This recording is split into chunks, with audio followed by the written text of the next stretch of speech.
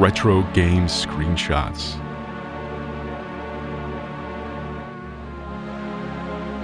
Footage of gameplay on actual computers and consoles.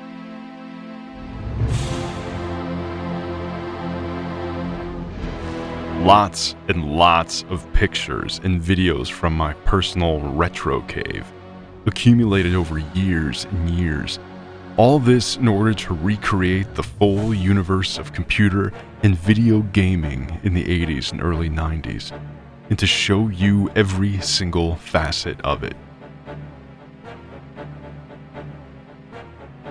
Based on my exchanges with fellow YouTubers, it seems like most of them begin filming only when working on a specific video. I have a different approach, since I prefer to first create a large retro footage database, with extensive shots of everything I have, hardware, software, first by themselves under every possible angle, machine profiles, game boxes, and then actually running them. Literally, thousands of files and always growing. With this strategy, organization plays a large part if I'm not to spend hours or days just roaming around in the search of the right file, sometimes in vain. It's frustrating when you've lost an hour looking for something without finding it, so you make your video without it because you're already short of time to record again, and then when the video is released, you are sure to find what you were looking for, only when it's too late. Organization is a time-consuming process, but in the end, it allows for a more efficient workflow. I'm a very organized guy, so I don't mind investing a lot of time optimizing my working environment. The time I spend fine-tuning it is largely paid for in the end when I'm so happy to find everything ready at hand, instead of searching for it or having to record it again. I'll show you how I organize my folders. Here, I'm in the retro section. Each of these beautiful machines you can see here is actually a folder. Commodore Amiga, C64, Amstrad CPC, DOS PC, Game Boy, Macintosh, MSX, NES, Sega Game Gear, Mega Drive and Master System, Super Nintendo, Atari ST, Thompson, Game & Watch. There'll be new additions coming. For example, let's go to the DOS folder, which contains everything PC. As you can see, I have subfolders where I store my own photos and videos of the machine itself or its games. Here's the Amstrad PC 1512.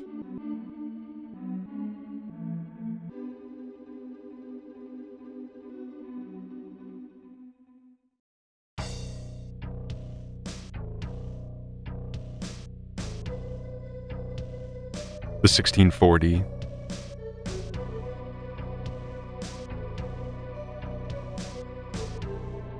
The 2286.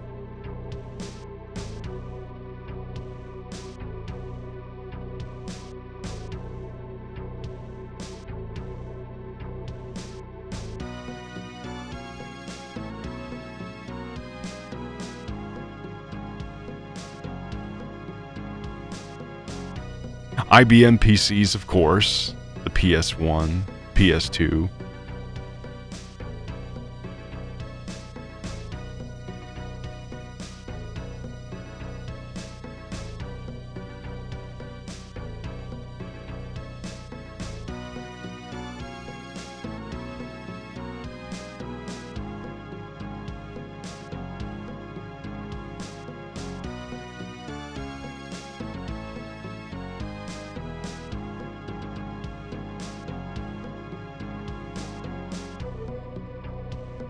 And then there are all the games. Eye of the Beholder.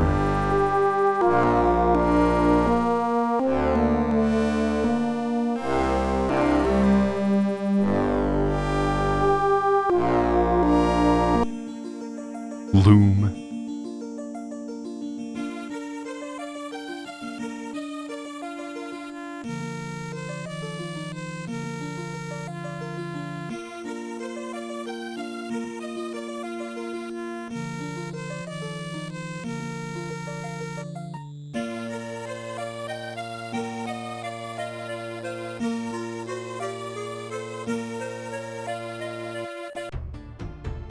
the Ultima series.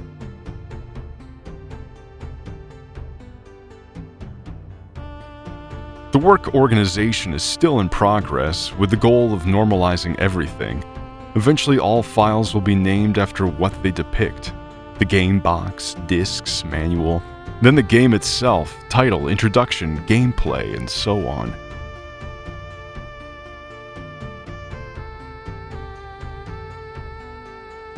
The more precise, the better. With thousands of files, this is no luxury, but a necessary thing to do.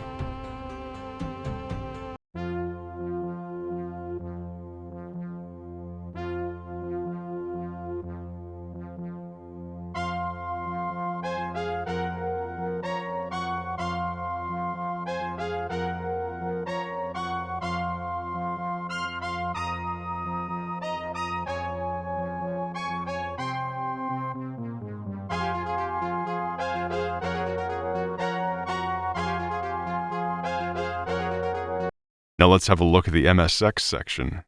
See? Same here. The computers,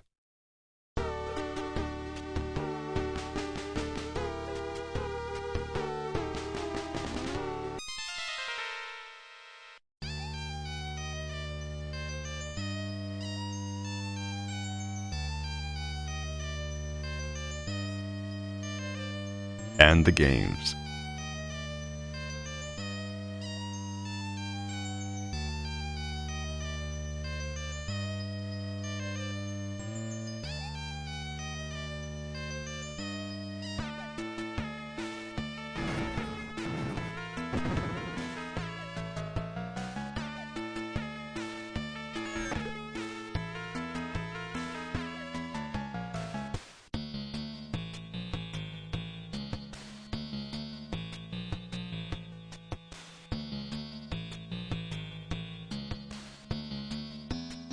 Here's the Atari ST section. Machines,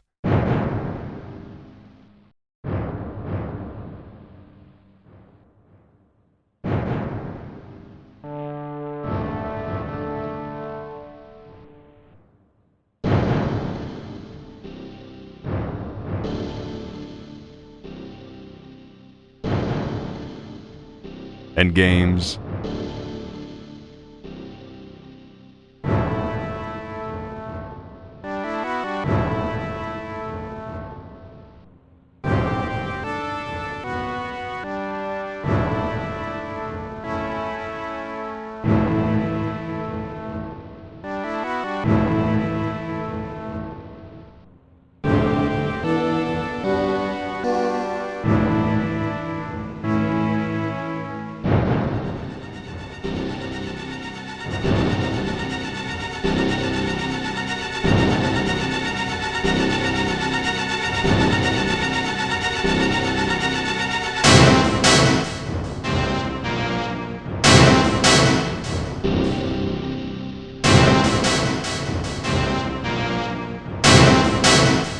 These are all my own photos and videos.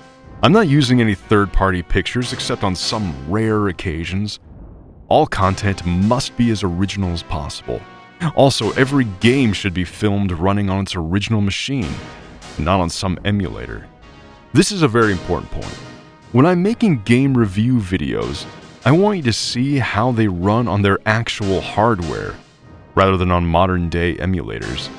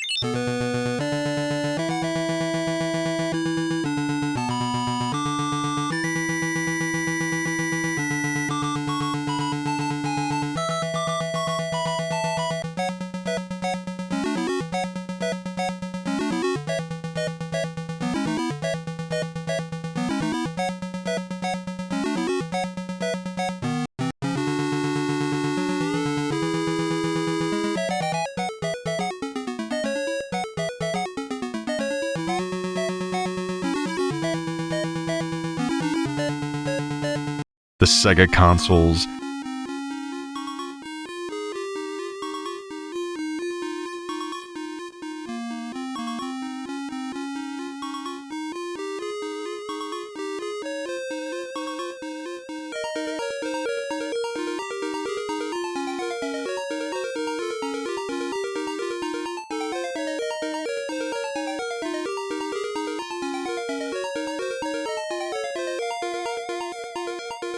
the Nintendo,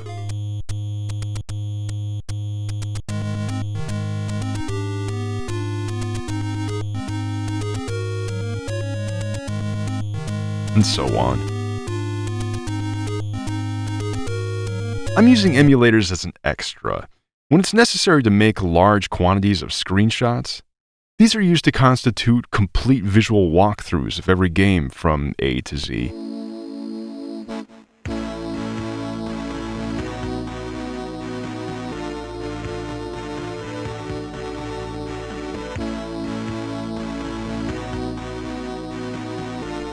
About 20 years ago, I began a retro album project, whose aim was to become a printed game database. I made a video dedicated to this project that you can see on this channel.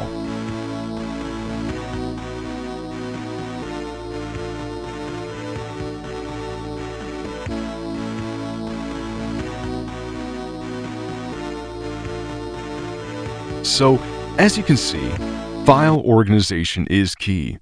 When I have applied this scheme to every type of game and machine, I'll have a well-organized library of everything in the retro computer gaming world.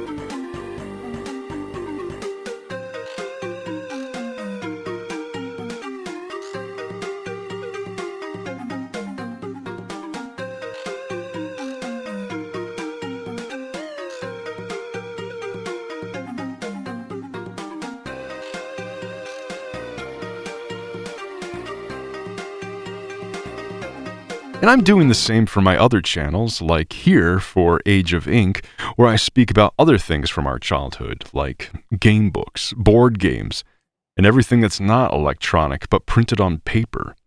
Tolkien's books have a special place here. So if you're interested, check it out. The link is in the description. Okay, now that we've seen the source material, let's see how it's processed to make the videos you watch on this channel. There's the YouTube section. It contains all the videos I make, with the full history, and some future projects. I'm currently using PowerDirector as a video editor, but I'm also considering Blender. PowerDirector is fine in general, but it has some flaws. For instance, it has poor management of slow motion videos. Some of them are getting jerky after the production process and export to a video file. The input files are 30 frames per second, and exporting with the same config is almost certain to result in jerky footage. You need to export at more than that, at least 60 frames per second, to partly get rid of the issue, but still not as fluid as the original. No matter how hard I tried using Premiere Pro, I couldn't get rid of the feeling that it was basically the same thing I used back in 1995 to make video clips of Tolkien stories, and that it hasn't really improved since then.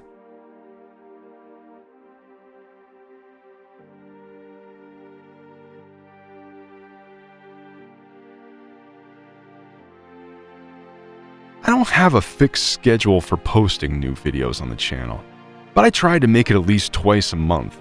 As my database grows and the work environment improves even more, I might try posting on a weekly basis. Don't hesitate to tell me your thoughts on this. I hope you enjoyed this video, and see you soon for another Retro Dream.